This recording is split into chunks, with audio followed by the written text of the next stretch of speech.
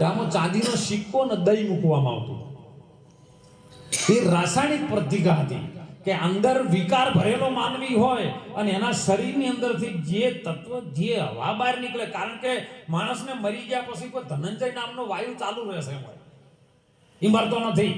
શરીર ફૂલાવાનું કામ ધનંજય નામનો વાયુ કરે છે. અને ઈરો વાયુ ફેલાય તો મોઢામાંથી જેટલું આવે એટલું કાર્બન ડાયોક્સાઇડ ફેલાઈ જાય, જગતના લોકોને હેરાન કર્યા. એટલે દહીં અને ચોદી મૂકવામાં આવે તો એ રાસાયણિક પદ્ધતિ થાય અને એમાંથી જે તત્વ નીકળે એ ઓક્સિજન નીકળે. તો ઓક્સિજન ફેલાયના લાશમાંથી કાર્બન ડાયોક્સાઇડ ના નીકળે એટલે આ પદ્ધતિ કરતા હતા. તો એના મોઢામાં ચોદીનો સિક્કો મેલેલો. એટલે પેલા બાપજી ફરતા ફરતા ફરતા આયા અને કોનમાં જઈને કીધું, મરી ગયેલો હતો પણ તોય કીધું કે ભલા મોણો એ દાડે રૂપિયો આવ્યો હતો એમ કરી મહારાજ જો આ રૂપિયો તું લઈ જાય ને હવે તને નહીં લેવા દેવો. બાપજી એવા ફેવિકોલ જેવા કે તે મને નહીં આવ્યો ને તો આ તારા મોઢા મેલ્યો એ રૂપિયો મારે લેવા દેવો. અને બાપજી જેવીઓ કરે બે ઓગળીઓ ઘરે રૂપિયો કાઢવા જાય ને તે બોલો એને બટકું ભરીને ઓગળીઓ તોડી નાખી.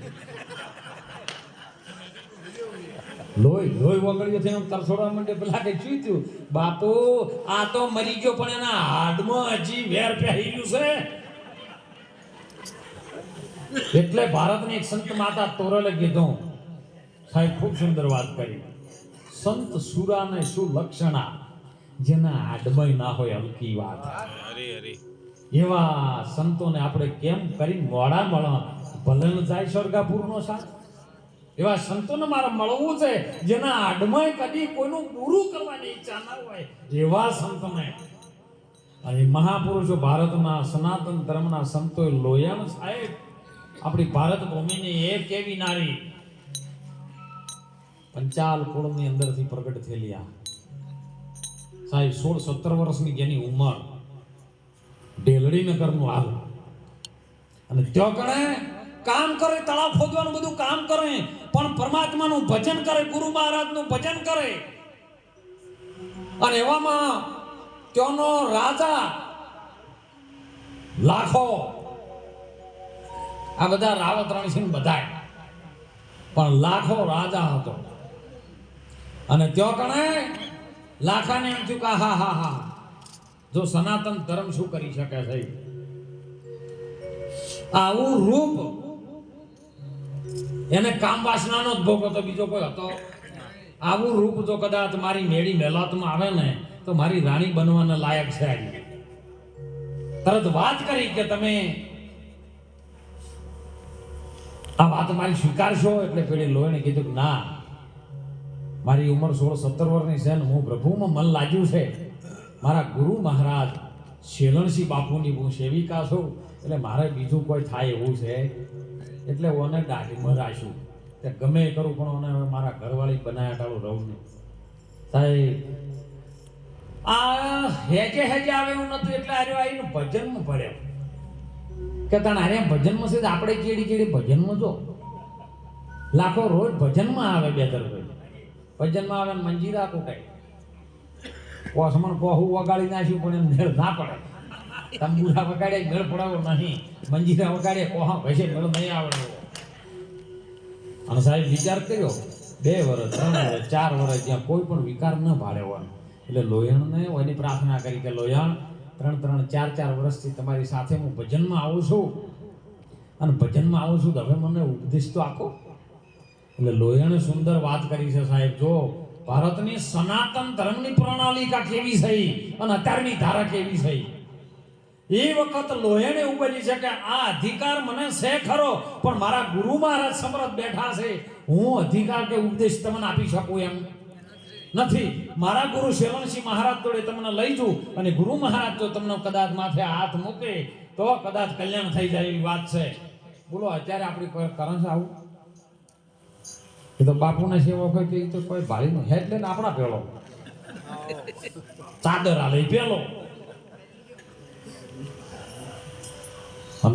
લોહી લઈ ગુરુ મહારાજ જોડે શેલણસિંહ બાપુ જોડે દંડવત પ્રણામ કરીને બેઠી, બાપા હું લોહી તમારી દીકરી છું, મારી સાથે લાખો આવ્યો છે, આ નગરનો રાજા આવ્યો છે, 3-3, 4-4 વર્ષથી મારી સાથે ભજનમાં આવે છે.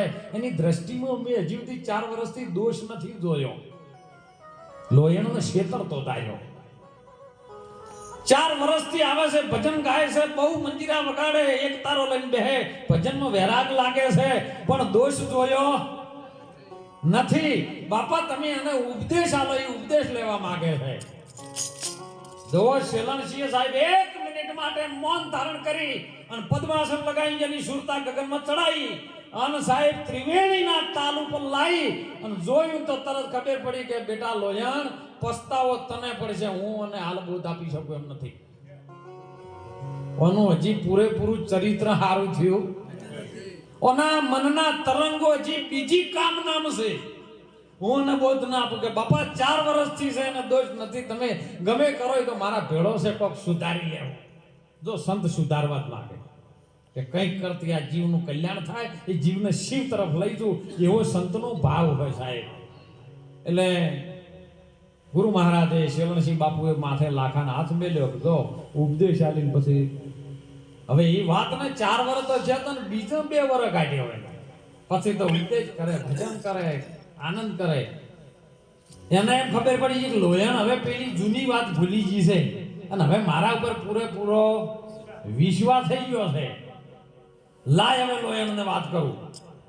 એટલે 6-7 વર્ષ થયા લોયણને વાત કરી કે લોયણ, આટલા વર્ષથી આપણે ભેળા ભજન કરીએ છીએ, તન મન ને ધન એક બધાનું થઈ ગયું છે, પરમ તત્વ આપણે ઓળખી લીધું છે, પણ તમે તો સંત છો, મને આ માર્ગ બતાવવા વાળા તમે છો. ભલે ગુરુ મહારાજે આપ્યો હોય બોધ, પણ આ વચ્ચે લઈ જવા વાળા તો તમે છો ને. માટે તમે એક વખત મારા મહેલમાં આવો અને તમારા ચરણ પગલા કરો, તો અમારો ધન ભંડાર ભર્યો રહે ને કંઈક સેવામાં વપરાય. લોયણને એમ થયું કે સાચો થઈ ગયો છે સાહેબ. લોયણ ત્યો આવી છે, મહેલમાં આવી છે. મહેલમાં એટલે ઘડીવાર તો પેલા રૂમો બતાવે, આ રોણીનો મહેલ, આ દાસીનો મહેલ, આ કુંવરનો મહેલ. છેલ્લે વતાવતો ઠેઠ પર કીધું કે ભોયરામાં અનાજ અને ભંડાર ભર્યો છે, તમે ભંડારમાં પગલો મારો ને હાથ ધરો, તો જેથી મારું ધન પવિત્ર થાય, તો કોઈક સેવામાં વપરાય, આવી સેવામાં વપરાય. એટલે ભોયરામાં જ્યાં છે લોયણ, પાછળ લાખો છે.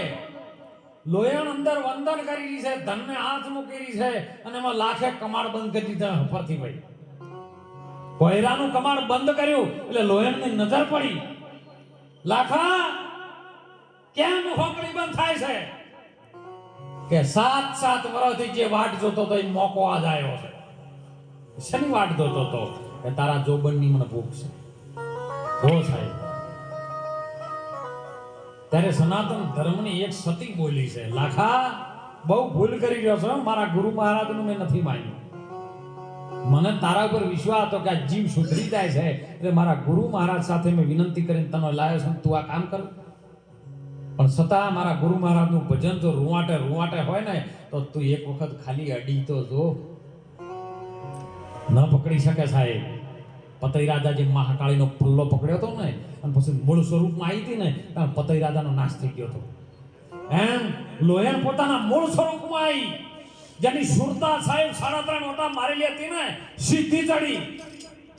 ગુરુ મહારાજનું ભજન જેને કર્યું હોય સિદ્ધિ ચડે સાહેબ. આમ ચડીને સાહેબ લાખા જેવો પાલો પકડ્યો ને, કે લાખા ધોણી ગોળ ફૂટી જાય તું. અને જેવો સાડીનો પલ્લો પકડ્યો, સાડી ખેંચવા ગયો ને સાહેબ, આખા અંગે જેને ફટાકી એક રોગ નીકળ્યો છે, ફોડા થઈ ગયું શરીર. અને લાખે કીધું, હે લોયણ માં, મને બચાઈ લે. કે 1-2 મિનિટ પહેલા જો તે આ શબ્દ વાપર્યો હોત ને, તો 14 બ્રહ્માંડમાં કોઈ એવી શક્તિ નથી કે તારો વાળ ઓકો કરી શકે. પણ હવે હું નહીં કરી શકું. હવે તો તું ગુરુનો ગુનેગાર બન્યો છે. તું ગુરુનો ગુનેગાર બન્યો છે. તારા ગુરુને મેલીને તું બીજે જોય સાહેબ, ના મેળ પડે.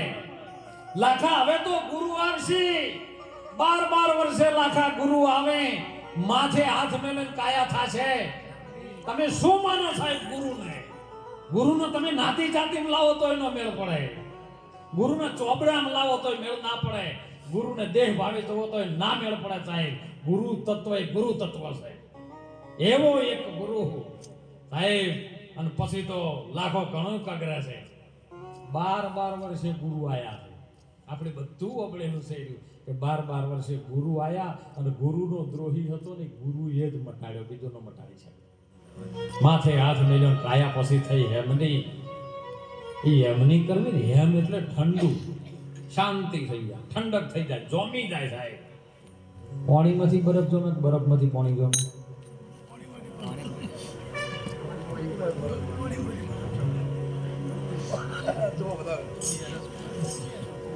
મહાપુરુષોની વાત છે ને બહુ અટપટી છે.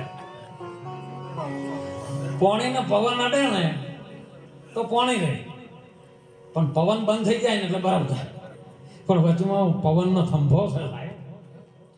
હમણાં સુંદર વાત આવી હતી વાણી, કોને બનાવ્યો છે આ ચરખો? જો જોઉં તો તેઓ છે ખરખો. કોઈ આગો પાછો, મોટો કે નેનો, કાળો ધોળો, નર નારી, ડોશી કે ડોહો છે જ નહીં. જો જોવો તો તમે નૂરતે સુરતે ને નીરખો, તમે પારખ થઈને પરખો, કઈને બનાવ્યો આ ચરખો? તો મહાપુરુષે વાણીમાં વાત કરીશું. એ આવો સંતો જ્ઞાન કરીએ અને સાચો શબ્દ ગોતી લઈએ રે.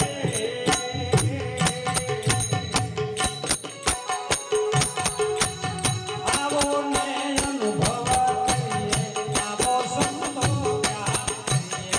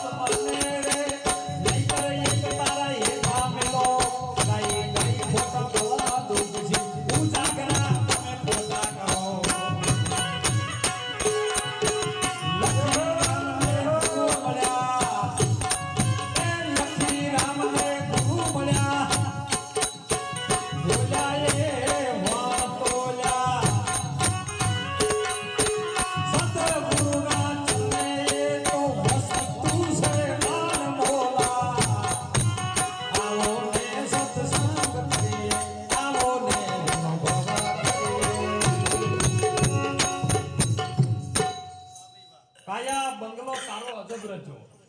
આ પોચ ભૂતોનો શરીર છે ને અને સંતો કાયાનો બંગલો કીધો, કોઈને મઢુલી કીધી, કોઈને નાવડું કીધું. જેને જેને જો પણ સાહેબ સમજણની ગતિ પહોંચી એ સંતોએ જો પણ ઠેરાય. કાયા બંગલો તારો અદબ રચ્યો. પહેલી વસ્તુ મોય કઈ ઘડી પોચ શરીરના તત્વમાં પહેલી વસ્તુ શું કરવાનું એમ તો મહાપુરુષો કે જો કોઈ પણ ઘાટ ઘડવો હોય તો એરણ વગર ઘડાય નહીં. એરણ કહેતા ધરતી થાય. અને સંતો એમાં પ્રમાણ આપ્યું. પહેલી રે ઉપાડી બાવે પૃથ્વી, પછી પવનને પાણી.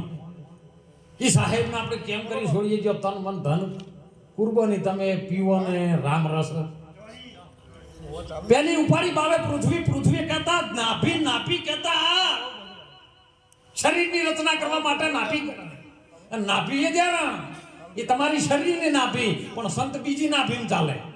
સંતી વળગીનો એને જોણ્યા પછી સંતની નાભી બીજી છે. સંતી એ ચાલે, જગતા નાભી પર ચાલે. નાભી કરે.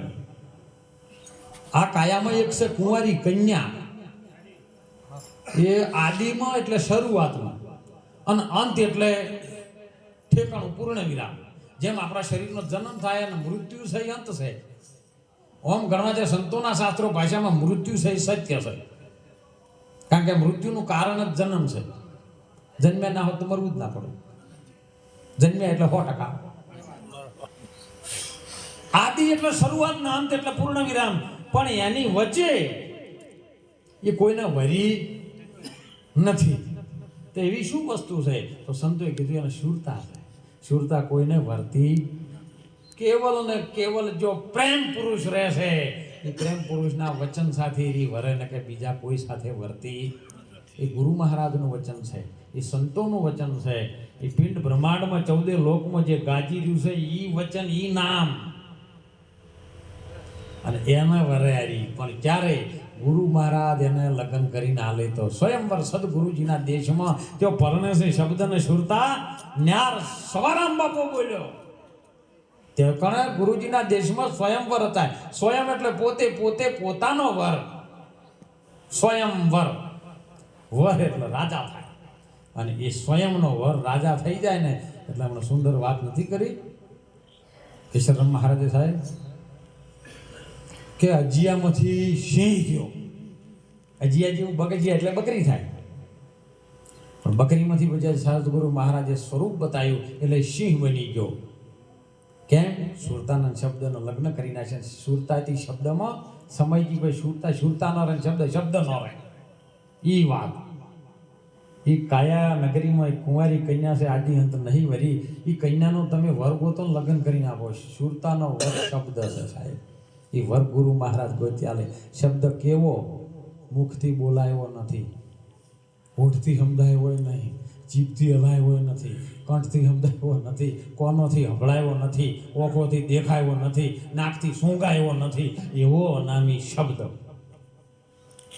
અને એ શબ્દમાં સાથે જો ગુરુ મહારાજની લગ્ની લાગે ને તો એ કન્યાનો વરી એકન લગ્ન થઈ જાય ને થઈ જાય. જો ના થાય તો સમજો કે જીવથી કુંવારા.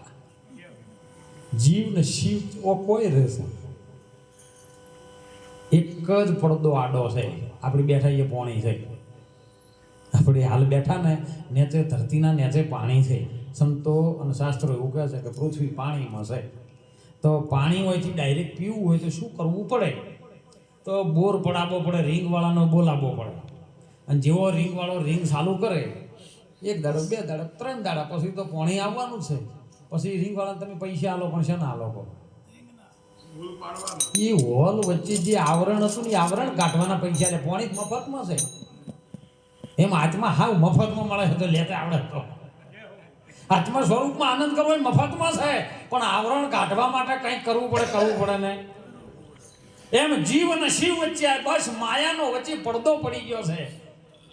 જો સુધી નાભીમાં નથી સમજણમાં ત્યાં સુધી જીવ છે, પણ ઉપર ચડી જાય ગગનમાં આવે એટલે શિવ છે. બસ એક જ જગ્યાએ બે રહે છે. પવન અહીંયા રહે છે અને ગુણપતિ એની. પવન પુત્ર હનુમાન છે ને પેલો શંકરનો પુત્ર, પેલો રુદ્ર અવતાર છે ને પેલો માટીનો બનાયેલો છે. પાર્વતીના અંગથી અંગ ઉતાર્યો તેનો ઘડ્યો છે શ્રી ગણેશ. પાર્વતી નવલા ઝીલણ ઝીલી, નારી નવલા વેશ ક્યારે થાય? સંતો બધા કહે છે, મહાપુરુષો બધા સાખીમાં કોઈ કલાકારો ઘણા કહેતા હોય ઉમિયા થકી અંગથી ઉપજો નારી નવલા વેશ. એ અંગનો તણો મેલ ઉતાર્યો ને તેનો ઘડ્યો શ્રી ગણેશ. પણ શનો મેલ? એટલો બધો મેલ ઉતારા તો એ મેલનું પૂતળું થાય ને એમાંથી ગણેશ થાય ખરો? ના.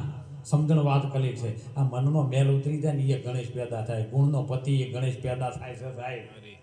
અને જ્યારે માં ધર્મમાં આવે ને તાણે જ પેદા થાય ને કે થાય એવું નથી થાય. એ જીવ ને શિવની એકતા ગુરુ મહારાજ કે સચ્ચિદાનંદ કના કોસો સમજીને ઉત્તર આપો. સચિત ને આનંદ ત્રણે વસ્તુ ભેળું થાય ને એ તમારા સ્વરૂપનું તમને જ્ઞાન થાય છે સાહેબ. પણ એ ત્રણે ભેળું કરવા માટે ગુરુની જુગતી જોવે, બીજું કોઈ કરી શકાય એવું. આ કાયામાં માના ભાગ જેટલા ને બાપના જેટલા. બાપના 3 ને માયાના 4 છે. 7 ધાતુથી આ દેહ બનેલો છે. 7 ધાતુથી. જે બીજના ભાગના છે બધા સફેદ છે અને જે લોહીના ભાગના છે ને બધા રાતા. બસ 4 ભાગ. એક ભાગ માનો વધારે છે એટલે 4.5 અક્ષર માના આવે છે અને 2.5 અક્ષર પુરુષના બાપના આવે છે. 4.5 ને 2.5 હાથ થાય અને હાથે ધાતુથી બને. તેમાં તો સંતો કે કબીર જેવા કહે છે, એ પ્રેમ પ્રેમ સૌ કોઈ કહે છે, પ્રેમ ન જાણે રીત. 2.5 અક્ષર તો પ્રેમ કો પટી લેશો ઈ પંડિત હોય, રામ રસે સો હોય મેરો ભાઈ, પીવે સો અમર બની. એ 2.5 અક્ષરનો અરે ભૂવા કલમ નાખે ને તો 2.5ની કલમ આલે તો માતા આમ ખુરખુરાટ બોલાવે. આવી ઢાઢની 2.5ની કલમ આવી જાય તો. પણ 2.5 અક્ષર પ્રેમનો છે સાહેબ. એ પ્રેમ તમારી અંદર પ્રગટ થાય ને, બાપુએ સુંદર વાત કહી, પ્રેમ તમારી અંદર પ્રગટ થાય તો પરમાત્મા તમારી અંદર પ્રગટ થાય, બીજે જો થાય નહીં. અરે આ કાયામાં 5 નર છે એવા પોણી વિનાના, જેને પોણી નહીં. કામ, ક્રોધ, લોભ, મોહ અને અહંકાર. આ તારી કાયા નગરી આ ભેળે છે. અજ્ઞાન જ્ઞાની હોય સમજી જોય, અજ્ઞાની નો આમાં ખબર. આ વાતનો તમે ભેદ જોણી લ્યો, નહીતર એક તારા હેઠા મેલો ગઈ ગઈ તો આશીર્વાદ ગળો દુખશે અને ઉજાગરા ખોટા શું લેવા કરો. જયરામ ને ગુરુ લખીરામ, લખીરામ ને ગુરુ જયરામ મળી ગયા સાહેબ. અંતરના ભેદ ખોલ્યા, ગુરુના ચરણે બોલ્યા છે. વણ તોલ્યા, વસ્તુનું કોઈ મૂલ થાય એવું, તોલ થાય એવો નથી. એ અમર પદને પામવા માટે આજના સંતો સાહેબ જે વાતમાં આપણને સમજણ આપી રહ્યા છે ને, તમને જો સમજણ લાગે એ લઈ લેજો. થોડી થોડી પણ સમજણ લીધા સિવાય આ જીવનનો ઉદ્ધાર થાય એવો. જો આ ગુરુના ચરણે બધા ભજન કરતા હતા ને, એ ભિખારામ મહારાજે સાહેબ આ ધરતી ઉપર કંઈક એવો બીજ રોપી દીધું અને એમાં એમના ગુરુ મહારાજ અજમલ ભારતી બાપુની કૃપા થઈ અને ગુરુ મહારાજે એવો આશીર્વાદ આપ્યો. પ્રગટ કરવું એ સેવકના હાથમાં છે. ગુરુ ગુગા, ગુરુ બાવરા, ગુરુ દેવન કા દેવ. શિષ્ય હોય તો શું લક્ષણા તો કરે ગુરુની. શિષ્ય હવાયો નીકળી જાય તો ગુરુનું નામ ઉજ્જવળ કરે, તો શિષ્ય હવા નીકળી જાય ને કાતો તો ગુરુ ટોચમાં બેઠા હોય તો હેઠા પાડે. જય હો જય હો. ધણી તારા નામનો રે પાક રે મંડાનો રે અને એમાં ચઢાલ જો તું દારસાણી એ માના રાજ રે ઓલા નર રે ડુગરાની હારે કદી નેડલો ન કરીએ રે. હાથો ખોટું બોલીને આવે મંદિર. સાચું ખોટું બોલવા માટે ગુરુના મંદિરમાં આવે સાહેબ ધનરાજભાઈ. પણ એ તો તનકી જાણે છે. હે અનાદિનો છે સાહેબ, આજનો નથી આ ગુરુ. તનકી જાણે છે, મનકી જાણે છે, જાણે છે અંતરની ચિત્ત ચોરી. એના આગળ તમે શું છુપાવશો જેના હાથમાં છે જીવન મરણની. अरे मुल्ला होकर बांग पुकारे क्या मालिक तेरा बेरा है. कीड़ी के पैर में भी नेपुर बाजता है तो भी धनी सुनता है. अरे તમે શેનાથી ચોરી કરો સાહેબ? આ તો કે બસો કાકા આપણે કોઈ કરવું લા તમે જો કોઈ એ ગુરુ ઓગળે છે. હે આ તો ગુરુ મહારાજે પેલું નહોતું, 2 જણ સેવક બોલ્યા કે આપણે 2 શરીર મારું થાક્યું છે અને શરીર જતા જતા મારી વારસદાર ગાદીનો કોક મારે ગોતવો છે. 2 સેવકો જબરજસ્ત છે. એમાં એક ભણેલો ને એક બિચારો સેવા કરે. એને જ્ઞાન વિશે કોઈ ખબર નહીં પણ સેવામાં ગુરુ. ગુરુ મહારાજ કહેવામાં આવેલા તમને બેમાંથી એક મારે અધિકાર આપવો છે. એ પેલો કે મને આપી દો, હું ભણેલો ગણેલો બોલવા વાળો વક્તા જબરદસ્ત છું, મને હાલો. એ એમ નહીં, જીવોમાં પાસ થાય એને હાલવાનું, ડાયરેક્ટ ના હાલાય, એક સાથે દગો ના કરાય. અને ગુરુ પરીક્ષા લે એટલે ઓને પરીક્ષા લીધી. ગુરુ મહારાજના ચરણમાં 2 જણા બેઠા, ગુરુ મહારાજે 2 જણને એક એક કબૂતર પકડાયું. જો આ કબૂતર લઈ કોઈ જોતું ના હોય ને એ મારીને આવતા, કોઈ જોઈ ના રહ્યું હોય ને એ કબૂતરને મારીને આવી જો ને જે પેલો આવે એને આપણે સમજણમાં જે વાત લઈને પછી અધિકાર આવી જાય. એટલે પેલો જે ભણેલો ગણેલો વિદ્વાન હતો ને એ તો પહોંચ્યો ઊંડા ખાડા જઈ 10 મિનિટમાં તો બોચી મળી પાછો આવ્યો. બાપુ લ્યો એટલે મારી નાખ્યું કે હા એમાં વાર કેટલી કે ચો ગયો હતો કે ઊંડો આપણે આશ્રમની પાછળ ખાડો નથી, એમાં બાવળિયા છે, એમાં મોટો ખાડો છે, કોઈ જોઈ નતું રહ્યું. એટલે પણ કે કબૂતર નતું જોતું કે તમે રૂમાલ ઢોચીને પછી મળ્યું છે. કબૂતર જોઈ રહ્યું તમે તો રૂમાલ ઉપર ઓછી અને પછી મળી નાખ્યું છે. કે સારું હવે તને અધિકાર આલે, પણ હજી પેલો શું લઈને આવે એ તો આપણે એનો ન્યાય ભલો પડે ને. બપોર પડ્યા ને પેલો હાથમાં કબૂતર રમાડતો હાજુ લઈને આવે. જો બાપુ આ મૂર્ખો નહીં, તમે એને મારવાનું કીધું તો કબૂતર તો હાજુ લઈને આવે સારું. આ ગાદીને લાયક જ નહીં, તમે મને ચાદર આપી દો. બાપુ કે પણ એ ચમ આવે છે એ તો હજી વફળ, તું ચમ આકડો થયો છે ચાદર લેવા, હું આલું છું તને. નજીક આવ્યો ને બેઠો એટલે ચમ હાજુ લાયો કે સાચું કહું બાપુ, એને મારવા માટે મેં ઘણી કોશિશ કરી. હું ઊંડા ખાડામાં લઈ ગયા અને જેવો મારવા ગયો ને એટલે કબૂતર મારા હું જોઈ ગયું. એટલે તમે એવું કીધું હતું કે કોઈ ના જોતું હોય તાણે મારવાનું, પણ કબૂતર મારવા હું જોઈ રહ્યું મારાથી મરાય એવું નથી. એટલે પેલો કે કબૂતર તો મારા હું જોઈ રહ્યું હતું, મેં તો એના ઉપર રૂમાલ ઓઢાડી દીધો ને પછી મળ્યું છે કે હું એ રૂમાલ તો ઓઢાડ્યો. એટલે તે કર્યું ને એવો રૂમાલ મેં એમ કરીને ઓઢાડ્યો, પણ મારી અંદરથી કોક જોઈ રહ્યું. એની ઓખો ભલે બંધ થઈ ગઈ, એના ઉપર ચાદર ભલે મારી, પણ મારી ઓખોમાં અંદરથી કોક જોઈ રહ્યું હતું. અને આ મને દુઃખી કરતું હતું સાહેબ કે મારી અંદર બેઠેલું કોઈ તત્વ જોઈ રહ્યું છે, હું ન મારી શકું. અને ગુરુ મહારાજે પછી એને અધિકાર આપ્યો છે. આવી રીતની પરીક્ષા થતો હોય ત્યાં અધિકાર આવતા. અને એટલે સંતોએ તો વાણીમાં કીધું, ઓહો મહાપુરુષે કીધું, સંતો ખૂબ ટકોર કરી દે સાહેબ. એ સંત સગા કે એક ગુરુ સગા અને એક સગા છે રામ. તુલસી કહે આ જીવ ને વસતીનો ઘોર વિસરા. એ તમે ગુરુ ગમ કેરી રે હે પહોંચી રે કરી લો ને ખોલી દો ઘટાના તાળા.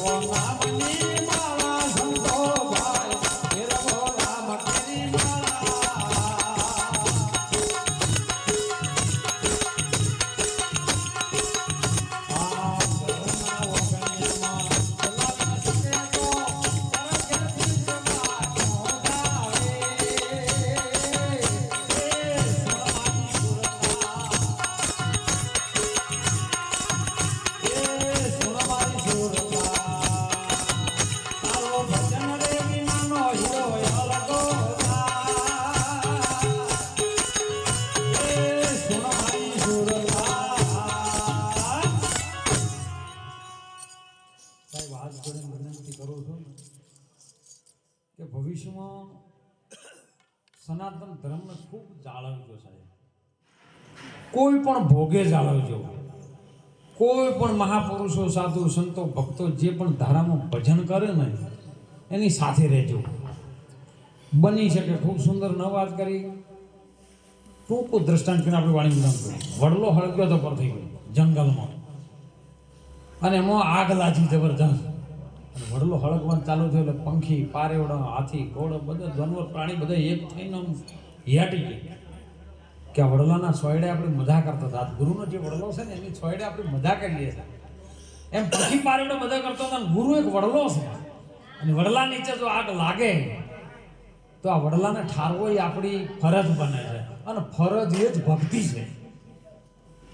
એટલે બધા પંખી, પારેવા, ઢોર, ઢોખર, પ્રાણી, જંગલના સિંહ, દીપડો, વાઘ ને બધા સસલા બધા મદદ આવી ગયા કે ગમે કરો પાણી ઉપર ઠારો. એટલે હવની રીતનું જે પાણી કોઈ ફોબામાં લાવે, કોઈ મૂઢામાં લાવે, કોઈ કોણમાં લાવે ને કરી વડલા ઉપર રેડી, અને એમાં એક નાની ચકલી પાણી ભરીને આવે. ચોચમાં એક થોડુંક પાણી લાવે અને ઉડીને પાછી જાય. એટલે હાથીના ડોચમાં આવે એની વચ્ચે. એટલે હાથી હોમ તાજો કે તું નીકળી જાય ને ભાઈ, હામ નાની ચકડી આવડું આટલું પાણી લાગે વાઘ ઓલાતી છે, પગમાં આવી જાય તો પૂછા થઈ જાય. ચકલી સુંદર જવાબ આપ્યો કે ભલે મારા ચોચથી અને પોણીથી વડલો નહીં ઓલાવાનું, મને ખબર છે આગ નહીં ઓલાય, પણ જે દાડો ઓલાઈ જાય થોડી ઘણી કોક દાડો મહિને 2 મહિને તો મેં હળજીડું છે ઓલાય, પણ જે દાડો ઇતિહાસકારો ઇતિહાસ લખવા બેસી ને એ દાડો એ ઇતિહાસમાં મારી ચકલીનું નામ આવશે, અને એમાં મારું નામ ઓલવવામાં આવશે, હળગાવવામાં નહીં આવે. એટલે આ ગુરુ મહારાજના વડલા નીચે આવા જે ગુરુ ભક્તો છે ને એ વડલાને વડવાઈયું રૂપવાનું કામ કરી ગયા છે. ધનરાજભાઈ જેવા, બેતરભાઈ જેવા, ગેમરભાઈ જેવા, ચંદનગીરી બાપુ જેવા, પાર્થિવ બાપુ જેવા, દરેક આ વડલાને વડવાઈ રોપવાનું કરીને વડને મજબૂત બનાવવાની જે મહેનત કરી રહ્યા છે ને એમની સાથે રહેજો, કોઈ હળકાવા ન રહેતા.